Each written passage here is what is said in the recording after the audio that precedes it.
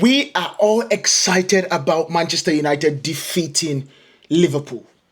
But today we are going to be talking a little bit about how Ruben Amorim was able to do it. Because we need to look at this game. He did a good job. He put this team in order for us to win. Majority of the balls that we got from Sané Lemens were all long balls, because when you look at Liverpool's right hand side with Kerekes, Van Dijk and McAllister, you have 2 out of 3 that are less than 6 foot. 2 out of 3 that are really bad aerially. 2 out of 3 that honestly we could get at. And I know you'll be shocked about Van Dijk. Why would you say that about Van Dijk? It is the key part about this situation. He is the only person. And remember when I said all he likes to do is pass the buck to the next person. Pass the buck to the next defender. Pass the responsibility to the next defender. And that right there is the key part of us in terms of us getting the first goal. And we are going to be talking about it. So without further ado, let's get into the first goal that Manchester United scored against Liverpool, which was Bryan Mbeumo's absolute brilliant situation. So now when you look at this game right here, you're looking at Ruben Amorim setting his midfield. When the ball goes long, it is always set up for a second ball and also a third ball. That is where you see the I formation in the midfield. Of course, you see that we have the back three set up. We have Ahmad on the left hand side, the right hand side. We have Dalot on the right hand side, and then you see right in front of the three, you have Casemiro. And then in front of Casemiro, you have Bruno Fernandes, and the person receiving the first ball is Bryan Mbeumo. Now, Bryan Mbeumo is not the tallest person, but the key part about this situation is that we are ready for the second ball. We are ready for the third ball also.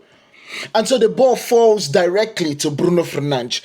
And then you see the opportunity where Bruno Fernandes has the opportunity to hold the ball, has the time, because he's also surrounded by Gravenberch and Szoboszlai. And of course, you can see Cody Gakpo, but they are about 3 feet away from him, 3 to 4 feet away from him. And in football and in professional football, that is enough time to get the ball on the ground and be able to make a first pass. And that is where the game broke down. But because of Van Dijk had stepped out of his position to go clatter his player and Bryan Mbeumo, we get an opportunity. And that's where Bruno comes into play. Bruno gets the ball and gives the ball to Ahmad. And that right there is the first thing that we have to say we did really well in this situation, because Amorim has to get the credit. He has been able to figure out a situation, capitalize on that situation, and he brought us a goal directly from that coaching. And we need to give him credit for that situation right there. Looking at the next frame, you need to see the key parts of this situation. And this is what I'm going to point out in this. You have Ahmad right there with the ball. He's facing Kerekes, and you literally see a gulf of space in between Kerekes, Van Dijk, and Konate. And that right there is going to be the key part of where we are going to punish Liverpool. And if you see the situation, the first thing I notice right here is Bryan hitting Cody Gakpo. You literally see it. It is crystal clear as day. Bryan Mbeumo actually goes and bumps into Cody Gakpo. But in seeing where Van Dijk is running towards, Bryan then curves. He then curves his run. He curves his run to the blind side of Van Dijk. And that right there is the key part between us having a new front line that's able to capitalize on half chances and having the old front line that just did not give us more goals that we needed. And this right here is the key part of it. It is the key part of this goal, because you see Bryan Mbeumo curve his run, but you don't just see that. You see every single attacker start running towards the goal. The overload right there in terms of overloading Liverpool's transitional defense, which I told you guys was going to be their toughest part of this game. They do not have a good setup when it comes to their transitional defense. And if you look at this, you have Kerekes focused on the ball. He is going to be showing Amad Diallo to the left-hand side or to the flank. And in that situation, what you see over there is you see Konate ball watching. You see Van Dijk ball watching, but also trying to get to the position where he's meant to get to. But remember that Van Dijk also in this same aspect, right? In this same aspect, gave up so much opportunity in that space because he did not get the ball. The second ball absolutely makes Van Dijk out of position, totally out of position. And that is where you see the problem start, because the key situation about this also is the run of Matheus Cunha. And one thing with football is that a lot of people that watch football only watches where the ball is. You have to also see what people are doing off the ball, because this goal doesn't happen if Matheus Cunha doesn't make a run to occupy the mind and the thought process of Konate. And right there you will see it in the third screen. You see it in the third screen. There is where he occupies Konate, and Konate doesn't get to the ball as quick as possible. Now, looking at this clip right here, you have Amad with the ball and he has started engaging Kekish. Not just that, Bryan Mbeumo has curved his run in behind of Virgil van Dijk. Matheus Cunha is ready to start dashing into that space. Now, the key thing about this issue is that Matheus Cunha was going towards where Bryan Mbeumo was going. It was a clear situation. That's where the space was. And Matheus Cunha was dashing to get to that position for the pass. You understand? But in this situation, Bryan Mbeumo is faster, Bryan Mbeumo is closer, and Bryan gets to the position before Matheus Cunha.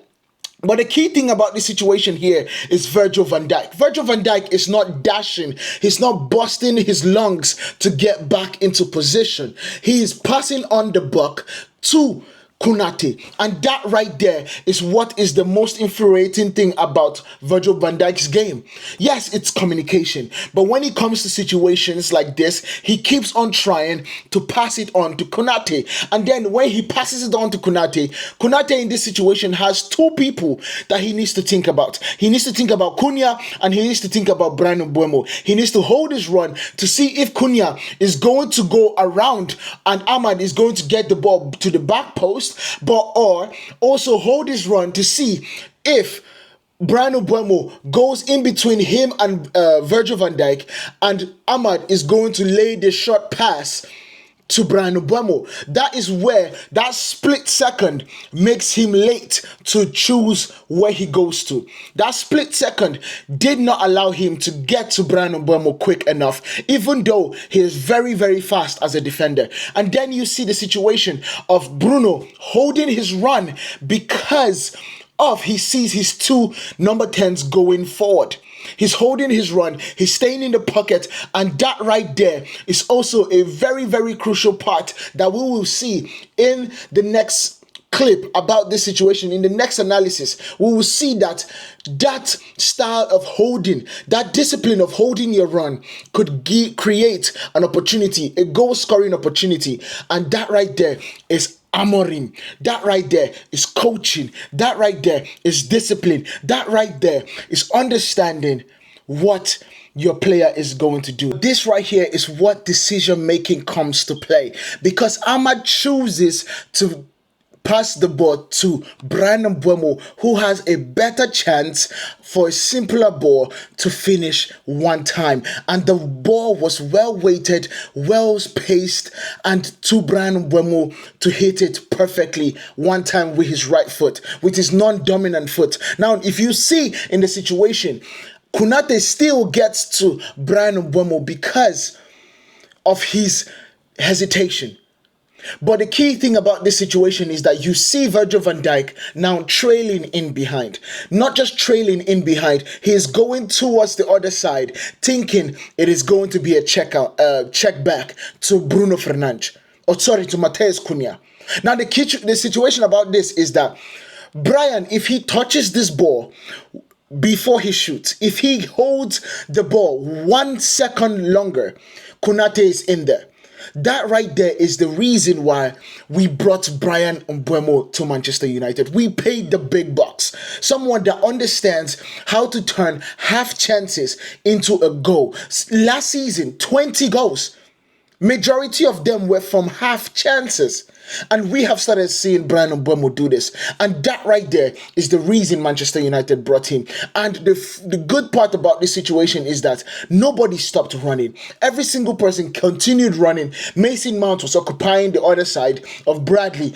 Bruno was doing the beautiful hold-up run that you see. And you see Matheus Cunha waiting and going towards the goal in case of a rebound. And right there is the beautiful part about it. Now, okay, so another situation that literally was a key part in this game is Sané Lemens, the goalkeeper from Royal Antwerp. This is his second game for Manchester United against Liverpool at Anfield. And in this situation, I just want to use this clip right here of Mohamed Salah in the back post with Patrick Dogu being drawn towards Gravenberch, and every single look at that. You look at 4 players free. You have 3 players that Salah could pass to, and Salah, of course, is going in this situation to try and score. That is Mohamed Salah. That is the best and the worst part of Mohamed Salah. But the key thing about this situation is the way Sané Lemens rushes out of his box, makes himself really big, and goes in there, stands as tall as possible in order to put off Mohamed Salah. And when he does that, Mohamed Salah, because he's not on the best form, strikes at the ball in the wrong part of his foot. He uses his instep instead of opening his body to get the ball around with the side foot. Now, his first touch was not really good because his first touch landed inside. It was under him, so he couldn't get his body right. But the key thing about this situation, Mohamed Salah of old would absolutely bag this goal. It's no way in hell Mohamed Salah doesn't score this. But because of Sané Lemens' ability and quickness off his line, he absolutely gave Mohamed a split second to make a decision, and he made the wrong one. I know in the past that our goalkeeper will stay in the 6-yard box waiting for them to strike the ball at him. Andre Onana. We saw the same thing with Altay Bayinde. So it's not just Andre. The key thing about this situation, every goalkeeper is known how to rush out and make yourself big to reduce the perspective that the goalkeeper or the striker has to score. And Sané Lemens absolutely did it right, because Salah had so much opportunities. He had the other side of the goal to put that, but because of he closed down the angle, it absolutely made it difficult for Mohamed Salah to score. And that right there is Sané Lemens' key part of saving us in this game. Back to Harry Maguire's winning moment. In this situation, I've been saying it. From my preview, I literally studied Liverpool's game against Bournemouth, Liverpool's game against Newcastle, and Liverpool's game against Everton. And I literally found out one thing. If there was one thing you took from my preview, is that the back post is the place to go. The back post is the place to absolutely punish Liverpool, and that happened for Harry Maguire. Of course, we saw the video of Harry Maguire just trotting for that corner kick, and then we go short. The ball gets deflected by a very, very good shot from Brian Mbeumo. Bear in mind that shot was going towards the goal, but the goalkeeper of Liverpool would have saved that shot. Well, let me not say definitely, because the dude has been letting a lot of goals in so far. But the key thing about this situation is the brilliant volley cross from Bruno Fernandes. If he plays the ball down, he doesn't get the opportunity that we get. And in this situation, you can see that Manchester United have 4 tall players on the back side, on the back post of Liverpool, where they are literally fighting with the likes of Kerkesh, where they are literally fighting, if I'm not mistaken, with the likes of Florian Wirtz in that position. You have Harry Maguire, Benjamin Šeško, Matthijs de Ligt, and Patrick Dogu. Now, Patrick Dogu seems to be offside in this situation, but you have the 3 tallest Manchester United players, the three deadliest Manchester United players when it comes to set pieces, all attacking the back post. And of course, what do you get in that situation? A pinpoint pass from Bruno Fernandes to Harry Maguire's head. And the key thing about this goal is that just getting the ball to Harry Maguire doesn't mean it's a goal. Harry Maguire still has a lot of work to do in that situation. And that right there is what comes into play. Because Harry Maguire, with the brilliance of what we saw in this game, he absolutely needed to nod the ball down towards the ground and back towards the end of the post where the ball came from. And he did it perfectly. He jumped high, he nodded the ball down, and it was bish, bash, bosh. Game over. Manchester United win the game. And of course, this is basically the breakdown of what we saw in Manchester United's game against Liverpool. Of course, I focused on Manchester United's goals and the things that Liverpool do wrong. I did not talk about Liverpool's opportunities. If you want me to talk about Liverpool's opportunities, drop the comment down below and I will definitely give you guys those kinds of videos also. But guys, this is a good one. Let us enjoy what we absolutely saw from Manchester United against Liverpool. I'll see you guys in the next one. Peace.